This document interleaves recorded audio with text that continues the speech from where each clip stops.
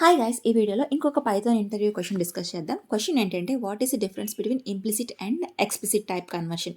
Implicit type conversion అంటే Python will automatically converts one data type to another data type. అదే explicit conversion అంటే user మాన్యువల్గా ఒక data type నుంచి ఇంకొక డేటా టైప్కి కన్వర్ట్ చేయడం. దీన్నే టైప్ కాస్టింగ్ అని కూడా అంటారు. సో ఫర్ ఎగ్జాంపుల్ ఇక్కడ x=2 తీసుకున్నాము, y=3.4. 2 అనేది ఇంటిజర్ వాల్యూ, 3.4 అనేది ఫ్లోట్ వాల్యూ.